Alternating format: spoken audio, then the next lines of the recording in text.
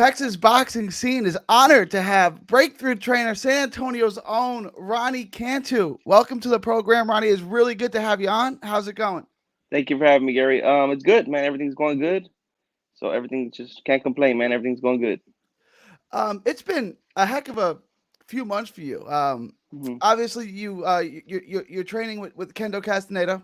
You're training Kendo and Jairo, and they both really kind of rejuvenated their careers.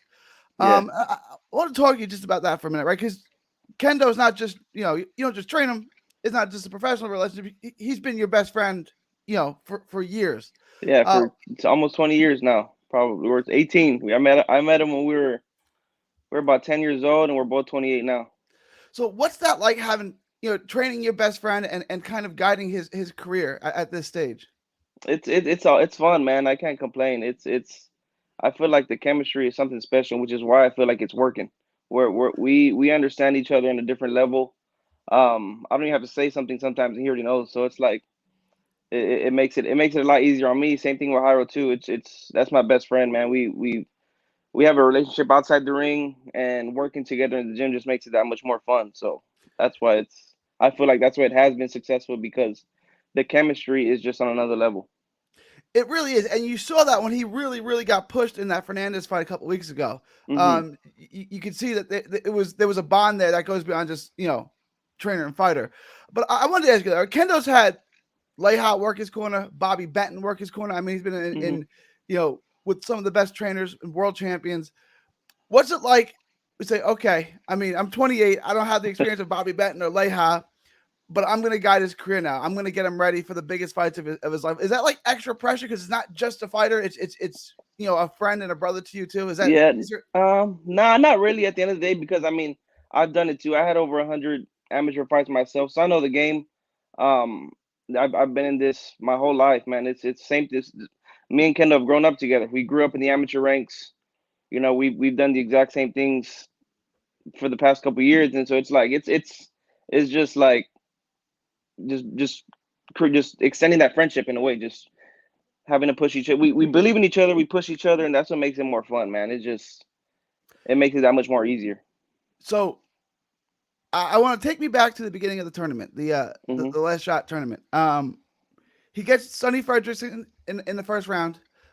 He's coming off five straight losses. Let's start there, right? He Yeah, starts yeah. his career 18-0, 17, It was 18-0, I guess. 17 and 0. 17-0. Yeah, I think it was 17 and 0. He's got a WBA regional title. He's ranked in the top 12 or 13 by the WBA. He looks to be on his way. Hmm. Then he has one setback after another. The more Alamo loss, which everyone thought he won. Hmm.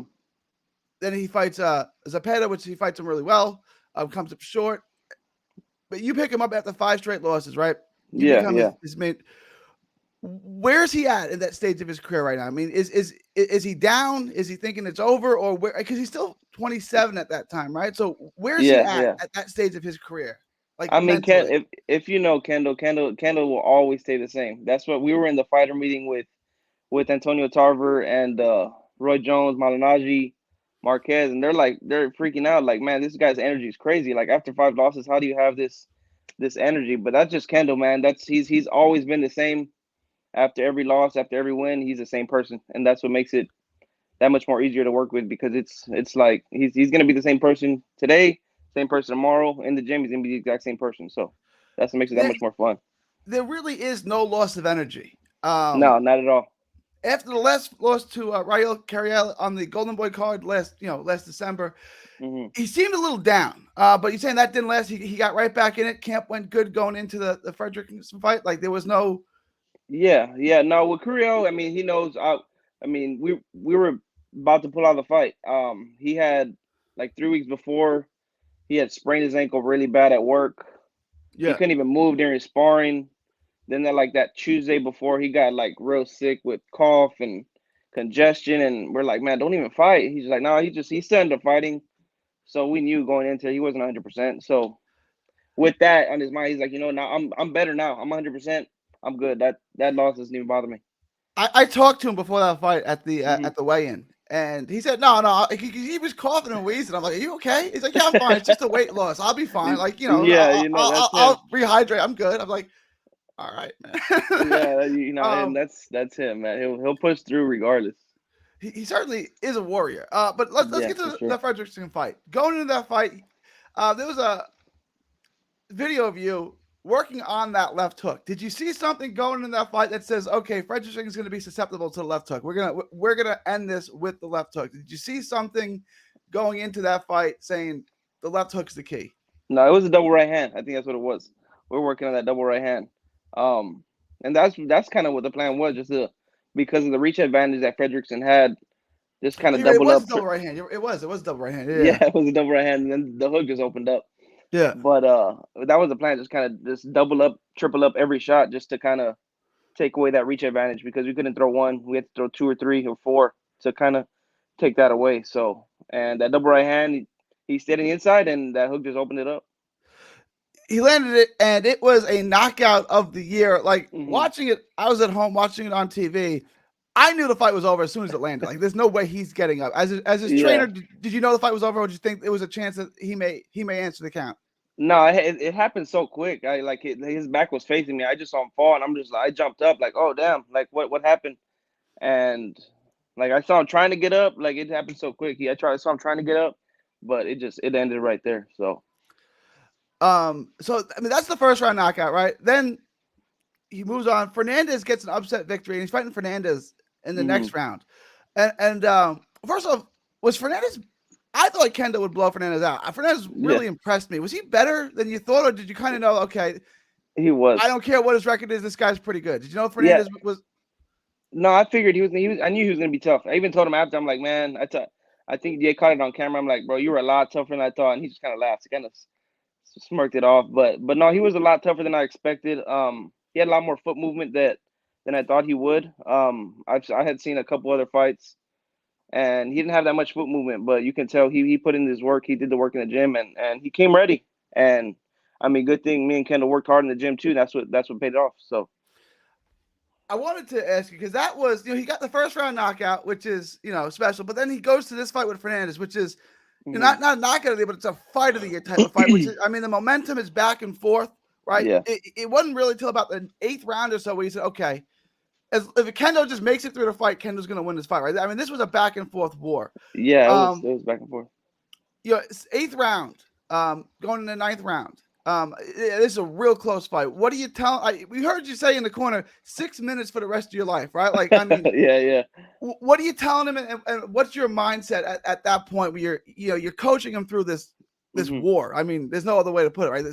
Yeah. This violent war. What's your mindset at that point?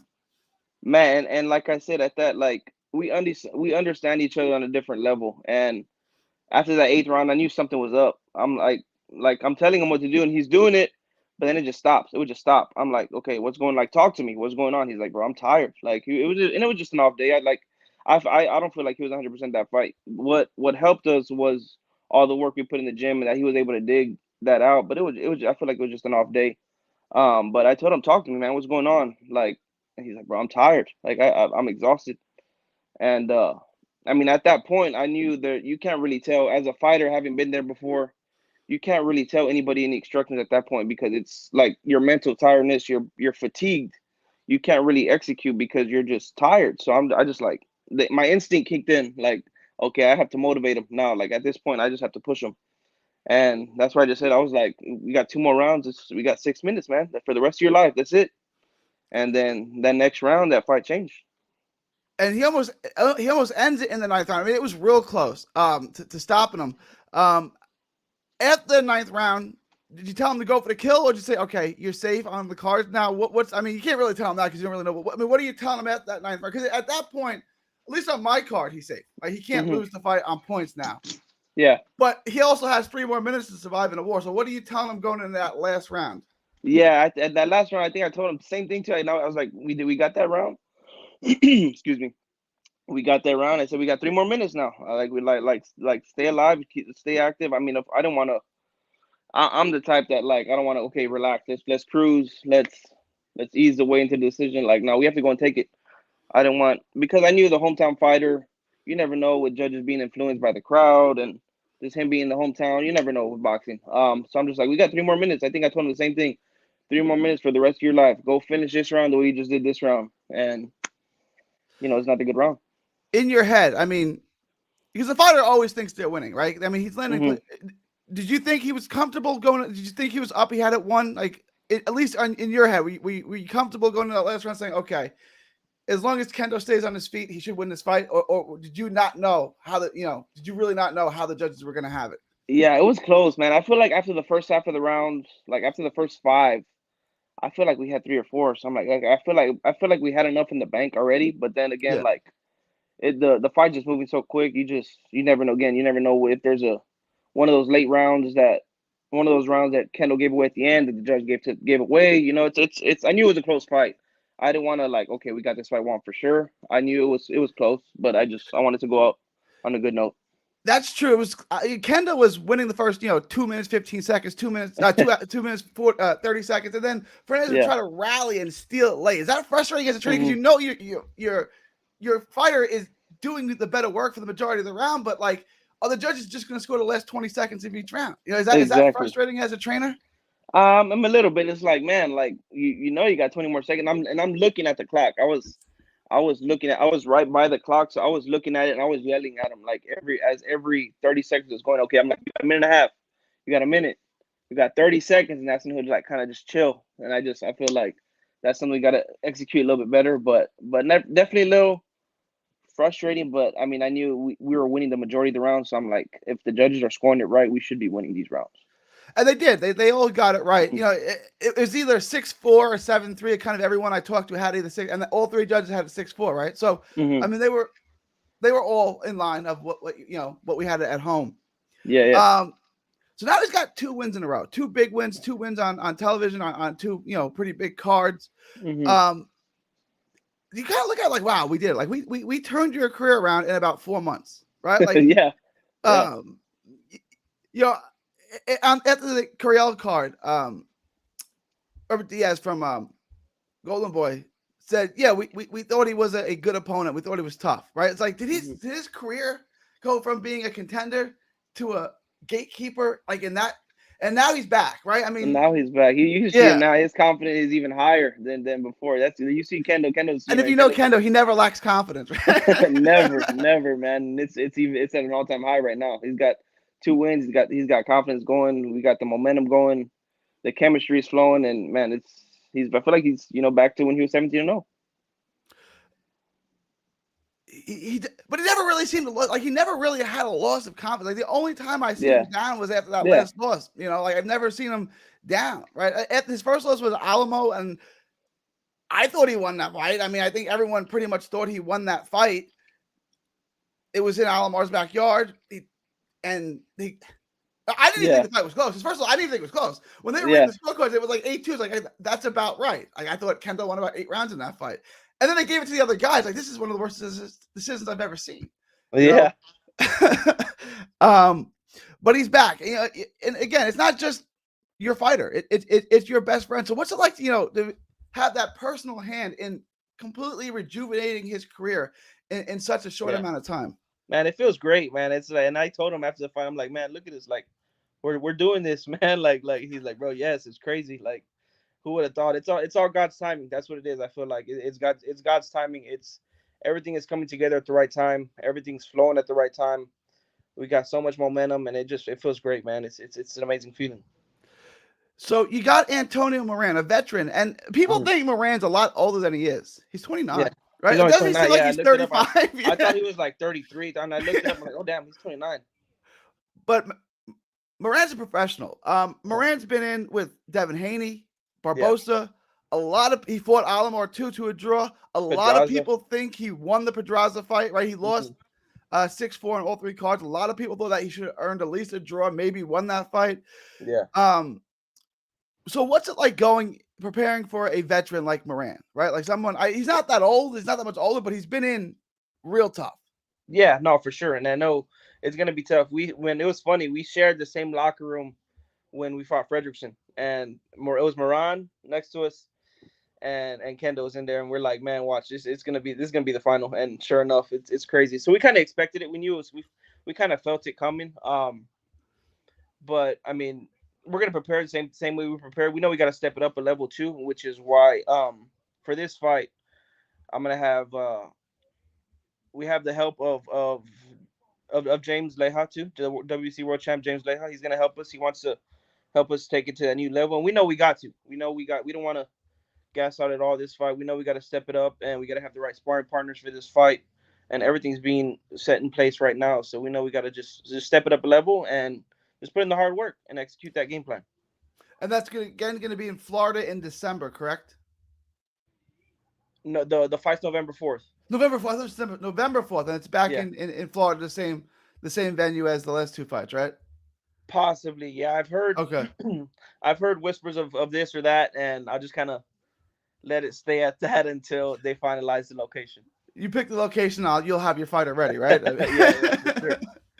So I wanted to ask you. You got the Fredrickson knockout, and then the Fernandez war. As a trainer, which one's more satisfying? The first round blowout or the 10-round war where you get your fighter through? Like, which one do you say, yeah, I really, really earned my paycheck in that one? It was the last one for sure. The last one for sure, man. It was, but we needed that. It's funny, like if it would have been another knockout, it would have been like, man, like I feel like, it would have been thinking different. But he needed to be pushed like that. He needed to be pushed like that so we can go to that new level and be prepared for a tough war against Moran. And I wanted to ask you about that, right? Obviously, I always thought Kendo had pretty good pop, right? Mm-hmm. And his knockout ratio never really kind of showed he didn't have a bunch of easy fights, 5-0, 6-0. He wasn't fighting a bunch of cab drivers and stuff. Yeah. But I don't think his knockout ratio, his record never really indicated that his power, right? Yeah. And now you got one knockout and you almost got another one, right? Was it just a matter of sitting down on the shots, being more selective in his shots, or what do you kind of credit this power surge to? Yeah, I mean, I feel like just with this experience and timing and of course the training, we work hard, man. I'm telling you, like we get in the gym, we work. That's the fun part, man. We have fun outside the ring, and I'm like, I know, bro. When we go in the gym, like it's time to work, and it's fun, man. We enjoy it. I also feel like he's in his physical prime too. 28, he has his man strength. He's. I feel like he's a bigger 140.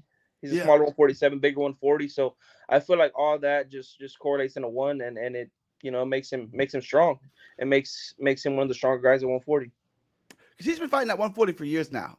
Is he still making it? Is it is that something he can stay up beyond just the Moran fight? I feel like, yeah. I mean, he made it a lot easier this time. The first fight was a little more frustrating because he hadn't made it in like 2.5 years. So it was a little tough. This one he made it a lot more easier. So I definitely feel like his body sculpture is fit for 140. So and he stays in the gym, so it's a lot easier for him to make. He's only like 10 pounds over right now, 12 pounds over. That's So not a problem at all. yeah, it's not bad at all. He'll be fine. So that's November 4th. The location 4th. to be determined at this point. And I want to get into Kendo's brother, who you also train. Yeah. Jairo Castaneda. He's got a big fight coming up, a rematch with Rashard Hicks. When was their first fight? I want to say December 2018. Is that about 2018, right? Yes. Yeah.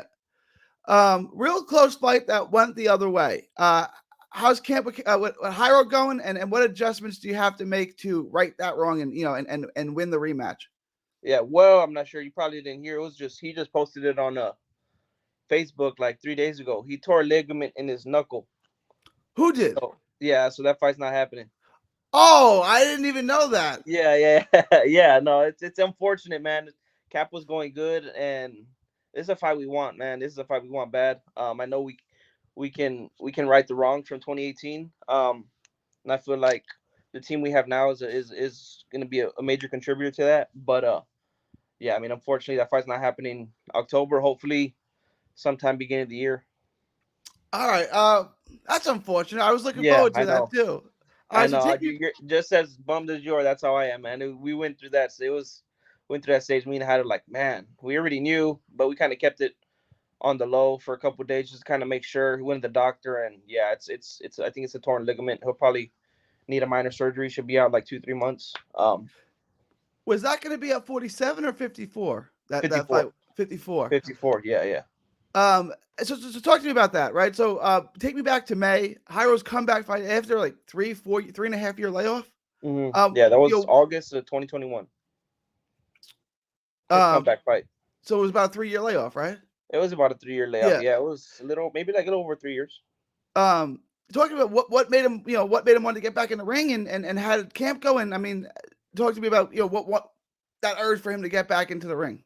Yeah, man, it's funny, man. It's a funny story. Like I said, I kind of stepped away from the game too, and me and Hydo are best friends too. Just the way me and Kendo are, like we're brothers, man. It's we have a relationship outside the ring, and we weren't even in the boxing gym. Me and Hydo, we weren't even in the boxing gym.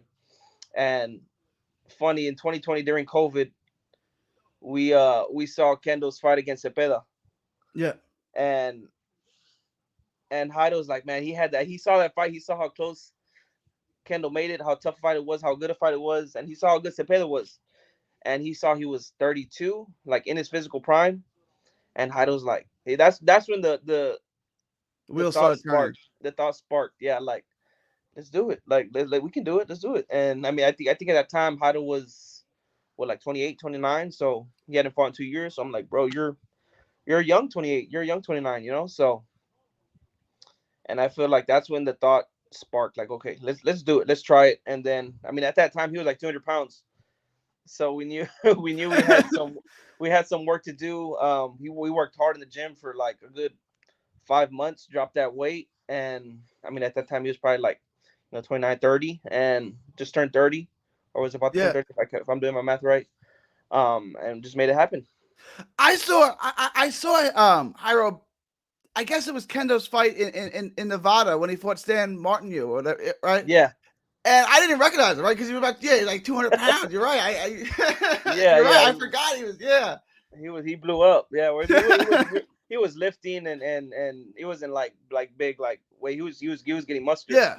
So it was just he just had to drop that muscle weight. Um, so that takes us to the present now. I mean, you broke that news to me, unfortunately. So what's the plan now? I I mean, know, I know. I guess he's not, he can do cardio and stuff, right? Obviously, he's got to lay off the hand. And what's the recovery time on that? Yeah, of course he can't hit with the left. It's no, is it the left or it's the right? I think it's the right. But yeah, I mean he can still do cardio, and I told him I'm like, bro, I need you. Like, let's push Kendall. So like every weekend we're running, or I mean we're running during the week too. But as far as like when we get our group runs together on the weekend, I'm like, bro, I need you there. I need you to push them.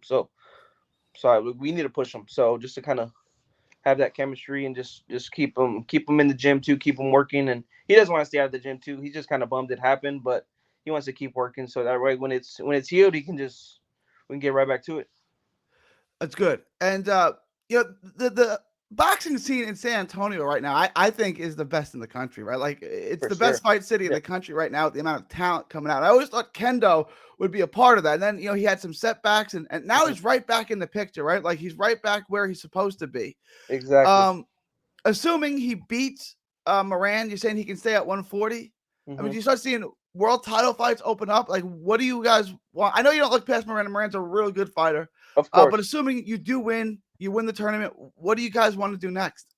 I mean, I know I've been told too the opportunities are going to be there. Obviously, that $50,000 check is going to change. It'll change Kendall's life. It'll change my life too. Like it'll be looked at. We'll be looked at it a little different just from having change each other's careers around. Because I feel like as much as I'm changing his, he's changing mine.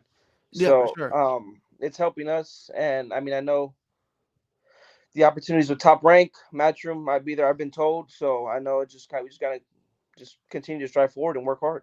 Just take care of business on November 4th. I mean, do you look at Exactly. it We got to like, take care of okay, that first. 4 months ago, everyone wrote Kendo off, and now, like you're saying, okay, Kendo's got the knockout of the year, maybe Mhm. the fight of the year, the comeback fighter of the year, and the trainer of the year, all right there. Is it kind of like all surreal that all of this has happened in such a short period of time? all in one. Yeah, it's pretty crazy, man. It's we talk about it almost every day. Like, man, I can't believe we're doing it, bro. It's like, I mean, we talk every day. We have a great relationship. Like I said, like we're best friends, man. And it we bring it up all the time, just randomly. Like, man, like I can't believe we're doing this, bro. It's crazy. Like, who would have thought?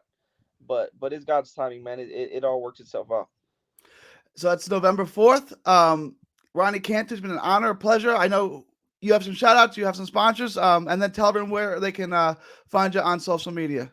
Yes, sir. Yeah, appreciate you, Gary. And shout out to my guys, Faded Culture, always helping us with the clothing. My clients are they're awesome, great people. Out of going power washing. Um, and then on social media, right? So I was trying to think of what else. Social media, find me on Instagram, Ronnie underscore Cantu. Um, Twitter, Ronnie underscore Cantu, and Facebook, just Ronnie Cantu. All right. Thank you for your time and God bless. Good luck on November 4th. Thank you, Gary. Appreciate you. All right. Thank you. All right, bye.